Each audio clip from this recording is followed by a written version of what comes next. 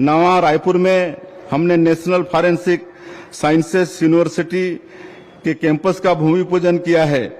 देश में लागू नए कानूनों में फॉरेंसिक का महत्व काफी बढ़ गया है, जिससे राज्य के युवाओं को इस क्षेत्र में करियर निर्माण के अवसर सुलभ होंगे। छत्तीसगढ़ में आईटी और एआई क्रांति दस्तक दे चुकी है। हम नवा रायपुर को सेंट्रल इंडिया की सिलिकॉन वैली के रूप में तैयार कर रहे हैं। नया रायपुर में national institute of electronics and information technology की स्थापना करने जा रहे हैं, जिससे आईटी का बड़ा टैलेंट पूल यहां तैयार होगा।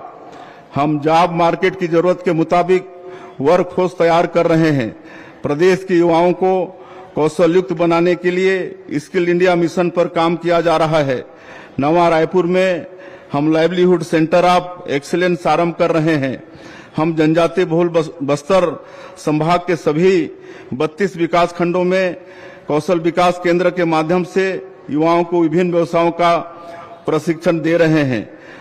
आईआईटी के पूर्व विद्यार्थियों की संस्था पेन आईआईटी के साथ वंचित समुदायों को सशक्त करने हमने एमओयू किया है। यह संस्था कौशल विकास को बढ़ावा देने का काम करेगी। युवाओं के कौशल विकास के साथ ही उन्हें विदेशी भाषाओं का भी प्रशिक्षण दिया जाएगा, ताकि हमारे युवाओं को विदेशों में भी रोजगार के अवसर मिल सकें। स्टार्टअप को बढ़ावा देने के लिए हमने नई स्टार्टअप नीति बनाई है। इसके माध्यम से हम राज्य के 100 तकनीकी संस्थाओं के 50,000 छात्र छात्राओं तक पहुंच बनाएंगे। राज्य में हमने 150 स्टार्टअप स्थापित करने का लक्ष्य रखा है।